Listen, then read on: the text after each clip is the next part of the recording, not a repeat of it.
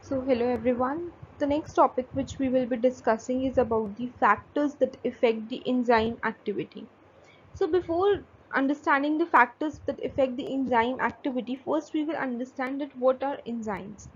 So enzymes, they can be defined as a biological polymer that will catalyze various biochemical reactions, and that biochemical reactions include the digestion, the respiration, excretion, and various other metabolic activities that helps to sustain a healthy life. Now let's discuss with the first slide of introduction that what are enzymes. Enzymes, they are proteins that act as biological catalyst or biocatalyst.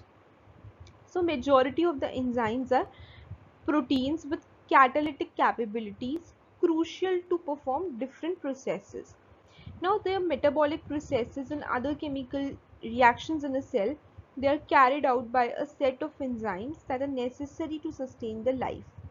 So, the use of such enzymes, they help in the diagnosis of various diseases, and it is one of the most important benefits that is derived from the intensive research in the biochemistry since the year 1940. So since then, the word bioenzymes was introduced in the biochemistry and was used for various diagnoses of the disease.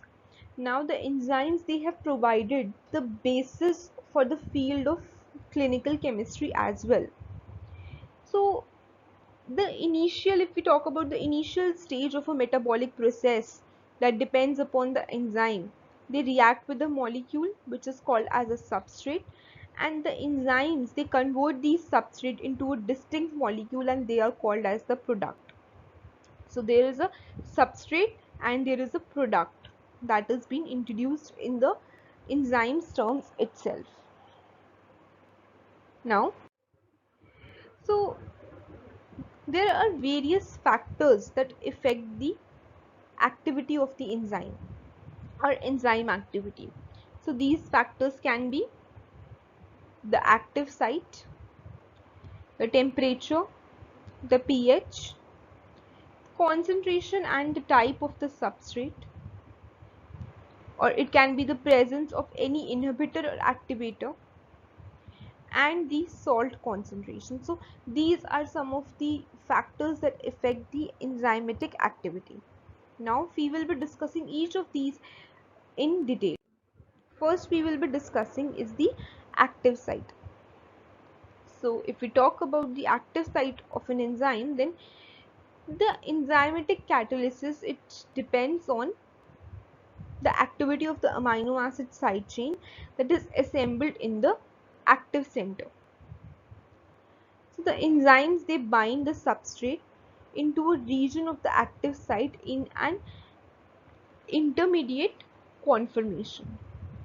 So if we talk about the active site is just a cleft or a pocket that is produced by the amino acids, and it takes part in the catalysis and the substrate binding. So amino acids, they form an enzyme active site which is not contiguous to the other along with the sequence of primary amino acids. The active site amino acids are assembled to the cluster in the right conformation by the three-dimensional folding of the primary amino acid sequence. Now, the most frequent active site amino acid residues out of 20 amino acids forming the proteins are the polar amino acids, and the examples here are aspartate, cysteine, glutamate, histidine, serine, and lysine. So these are some of the amino acids, or you can say the polar amino acids, that are most frequent active site residues. So typically only 2 to 3 essential amino acid residues are involved directly in the bond causing the formation of the product. Glutamate, aspartate, and histidine, they are the amino acid that residues which also serve as a proton acceptor or donor. So this is what the active site of the enzyme that affects the enzymatic activity. So the next is we will talk about is the temperature as well as the pH. So the enzymes, they require an optimum temperature and pH for their action. The temperature or pH at which a compound shows its maximal activity is called the optimum temperature or optimum pH respectively. So if we talk about a temperature or pH which is at optimum range or which is more than optimum, then it may alter the molecular structures of the enzyme. Generally, an optimum pH for enzyme is considered to be ranging between 5 to 7. So we will talk here about the different pH. So these are some of the enzymes and their optimum pH. For example, there are lipases. There are lipases which are present in the pancreas. Their optimum temperature to perform the enzymatic activity is 8, pH 8. Then lipases in case of the stomach, they have the pH of around 4.0 to 5.0. In case of castor oil, it is 4.7. Pepsin, trypsin. So all the optimum pH of various enzymes, they are given here.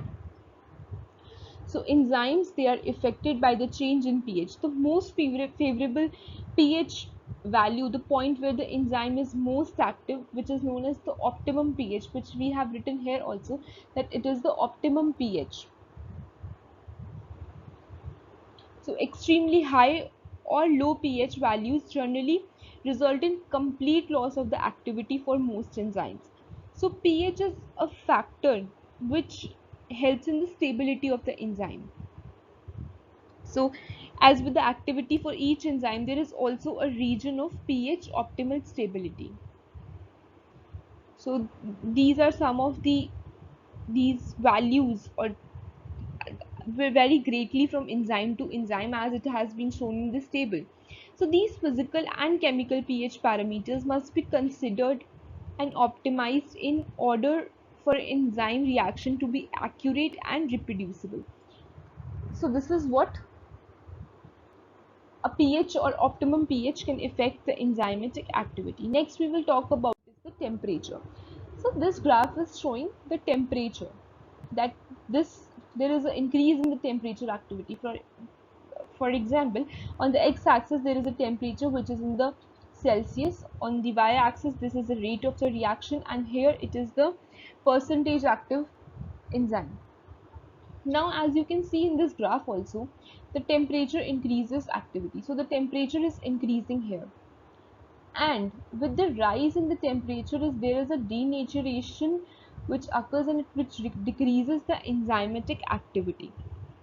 So like most chemical reactions, the rate of an enzyme catalyzed reaction increases as the temperature is raised. So as the temperature is increasing, the enzyme catalyst reaction will also increase.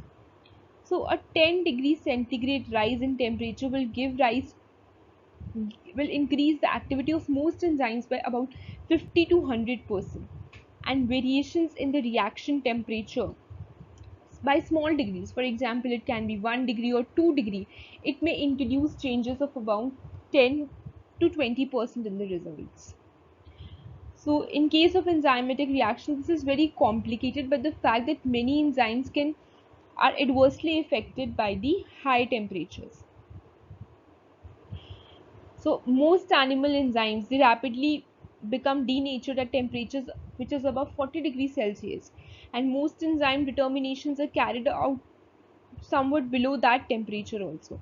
So over a period of time, if we see, enzymes will be deactivated at even moderate temperatures, and storage of enzymes which is at 5 degrees Celsius or that is or below is generally the most suitable. So some enzymes lose their activity when frozen. So some of the enzymes, they lose their activity when they are frozen.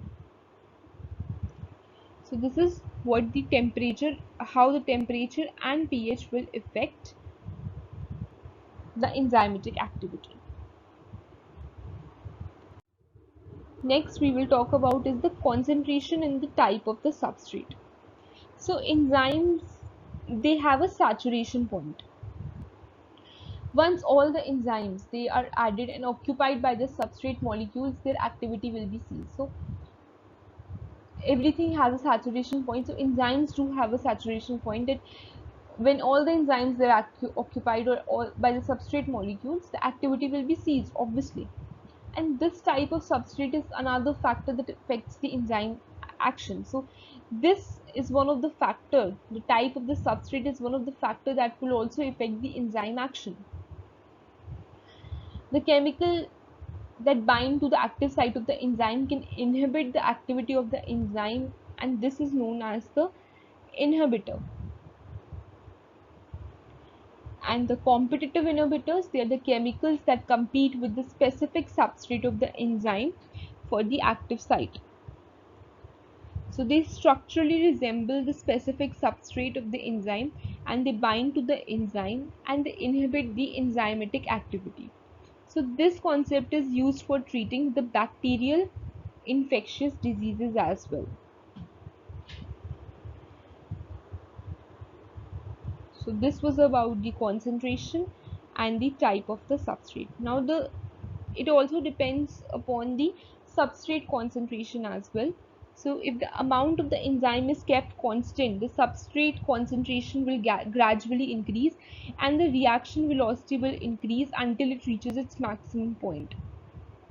So this is how a concentration of the substrate also matters. The last is about the salt concentration. So if we talk about the salt concentration, then